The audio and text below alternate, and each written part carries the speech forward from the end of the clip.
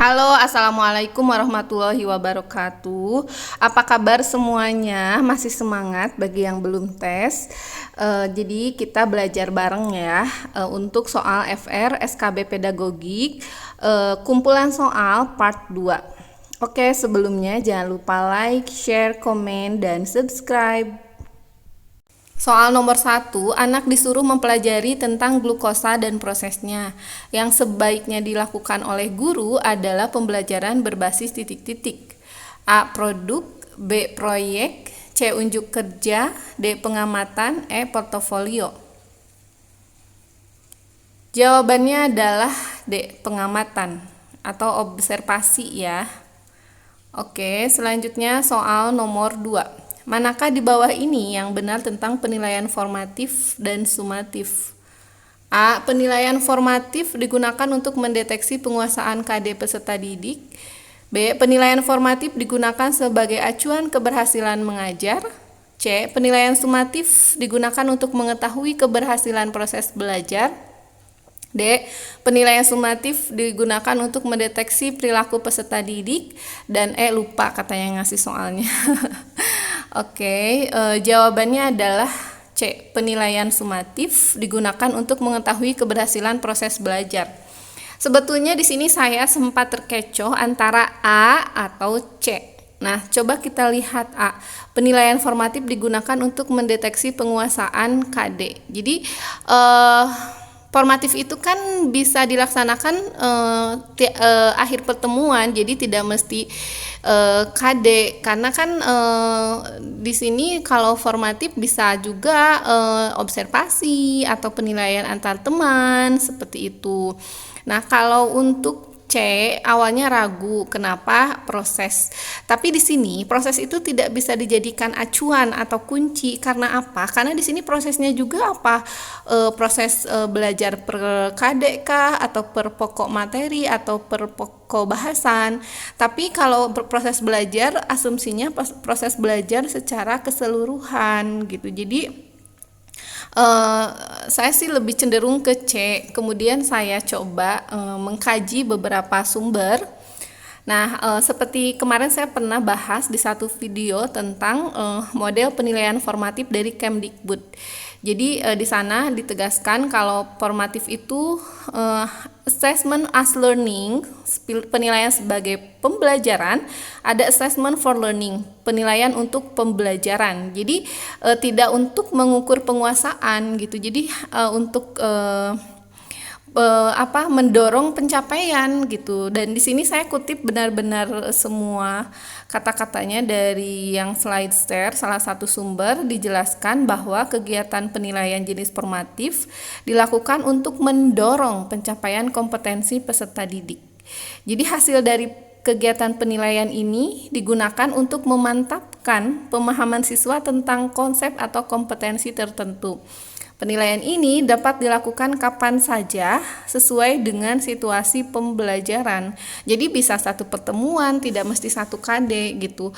Dan teman-teman bisa cek sendiri ya sumbernya dari www.slideshare.net Suhartono Kasep bla bla bla. Nah, kemudian ada penilaian sumatif, itu disebutnya assessment of learning. Jadi penilaian atas pembelajaran. Jadi penilaian ini digunakan untuk mengukur tingkat pencapaian kompetensi siswa. Baik hasil dari kegiatan penilaian ini juga memberikan informasi kepada guru tentang keberhasilan pembelajaran. Seperti itu. Nomor 3. Jadi soal itu ada 20 nomor, di mana 8 nomor dijawab benar. 3/4 dari jumlah siswa di kelas menjawab salah 12 nomor pada indikator. Maka seharusnya titik-titik. A. Diberikan pengayaan kepada siswa yang menjawab 8 nomor benar tetapi bla bla bla. Karena ini juga soalnya nggak jelas, jawabannya juga nggak jelas. Tapi kalau mau saya tambah-tambahin juga takut salah, jadi saya seadanya saja ya. B. Diberikan remedial sisa dari 3/4 peserta didik. C. Tutor sebaya kepada bla bla bla. D. Diberikan bla bla bla kepada 1/4 dari jumlah siswa. E. Memberikan ulang kesempatan untuk mengerjakan soal. Jadi ini kata kuncinya apa sih? Kata kuncinya itu ini ya. Maaf, jawabannya memberikan ulang kesempatan untuk mengerjakan soal. Nah, kata kuncinya ada di 3/4 dari jumlah siswa menjawab salah. Jadi kalau 3/4 kita berpikirnya 75%. Berarti remedial apa ini juga saya opsinya kurang yakin apa remedial untuk mengerjakan soal atau mengulang materi gitu, tidak jelas. Yang jelas kita paham ya konsep remedi itu seperti apa, misalnya kurang dari 20% bimbingan individu, 20% sampai 50% penugasan kelompok, lebih dari 50% pembelajaran ulang. Konsepnya itu saja ya. Soal nomor 4 ya. Nah, di sini ada apersepsi yang tepat untuk anak SMP kelas 8 pelajaran IPA tentang kerusakan lingkungan. Jadi apersepsi yang dikaitkan dengan materi. Nah, apersepsi itu apa? Jadi pada prinsipnya adalah kegiatan pendahuluan atau pembuka pelajaran dengan tujuan untuk meningkatkan minat atau motivasi belajar siswa. Dikemukakan oleh Johann Friedrich Herbert. Jadi ini menemukan bahwa sumber atau cara apersepsi. Jadi ada yang bilang sumber apersepsi, ada yang bilang cara apersepsi. Itu ada 4, ada Alphazon, ada Warmer, ada Prittich, ada Sinsetting.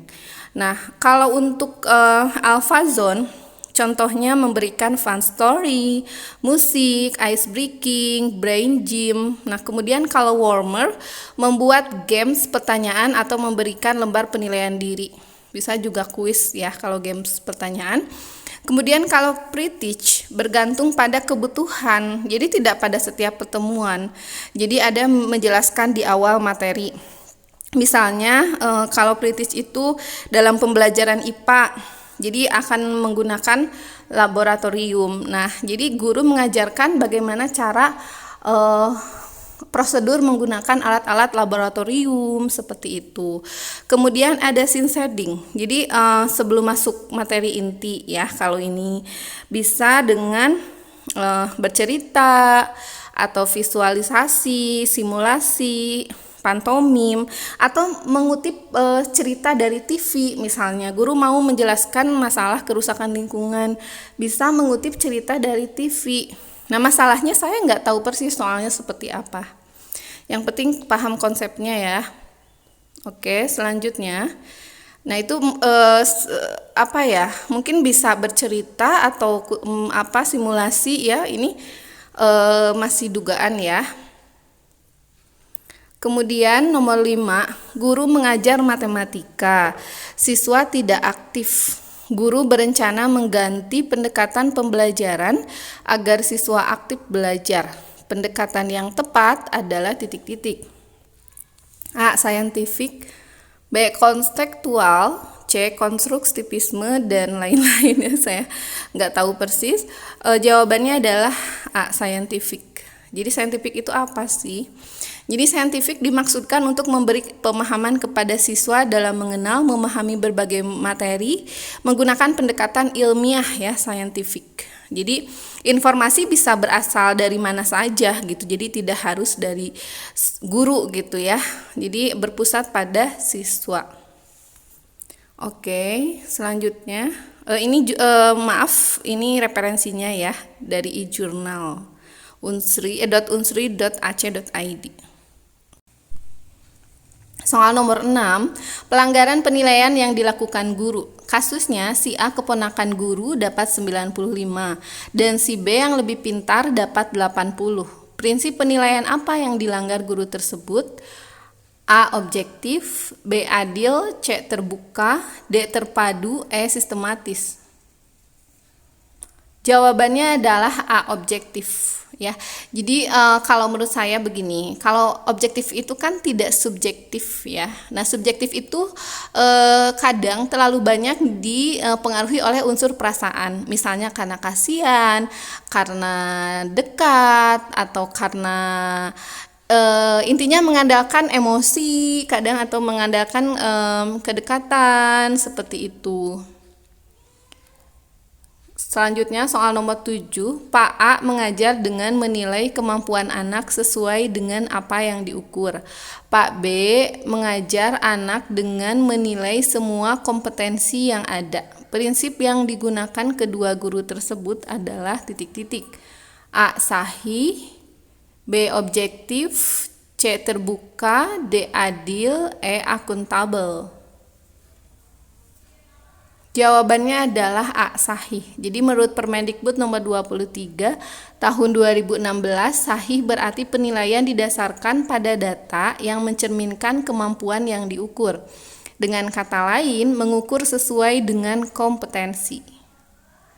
Selanjutnya soal nomor 8, indikator pada silabus mengacu pada titik-titik. A. KD. Nah ini opsinya nggak tahu lagi. Nah jadi indikator dirumuskan dari kompetensi dasar ya, KD. Jadi pada aspek pengetahuan dan keterampilan. Perumusan indikator berdasarkan kata kunci pada kompetensi dasar dan kata kerja operasional yang sesuai. Selanjutnya nomor 9, hari libur diketahui dari titik-titik. A. Kalender akademik, B. Kalender pendidikan, C. Prota. Jawabannya adalah B. Kalender pendidikan ya. Oke, soal nomor 10, kompetensi yang harus dicapai peserta didik dalam silabus terdapat dalam titik-titik. A. IPK dan KI, B. KI dan KD, C. DE, bla bla bla ya, karena memang gak diinfo secara jelas. Jawabannya B. KI dan KD. Ini penjelasannya. IPK sama dengan penanda pencapaian KD yang ditandai oleh perubahan perilaku yang dapat diukur. Ya, kalau untuk KI mencakup sikap spiritual, sikap sosial, pengetahuan dan keterampilan. Kemudian kompetensi dasar merupakan sejumlah kemampuan yang harus dimiliki peserta didik dalam mata pelajaran tertentu sebagai rujukan untuk menyusun indikator kompetensi. Soal nomor 11, gambar termasuk dalam kategori titik-titik. A. Alat peraga pembelajaran, B. Media pembelajaran, C. Ilustrasi pembelajaran, D. Komplemen pembelajaran.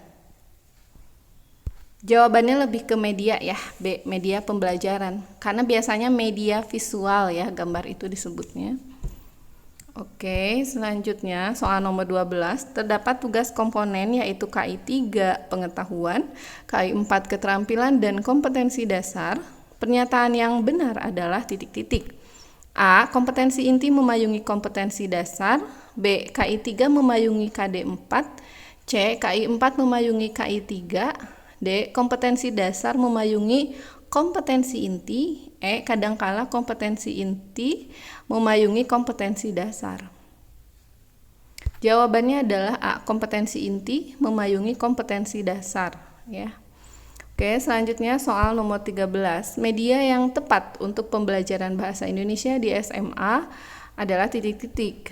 A. Koran, majalah, pasar tradisional, B. Gawai, telepon pintar dan lain-lain, C. Lab komputer dan lain-lain, D. Lab IPA dan lain-lain. Jawabannya adalah B. Gawai, telepon pintar dan lain-lain. Karena itu yang kekinian ya, pembelajaran bahasa Indonesia di SMA ya, gawai itu gadget ya. Kemudian telepon pintar ya kayak smartphone. Oke, selanjutnya soal nomor 14. Silabus dibentuk dari titik-titik. A. RPP, B. Prota, C. Prosem, D. Kurikulum.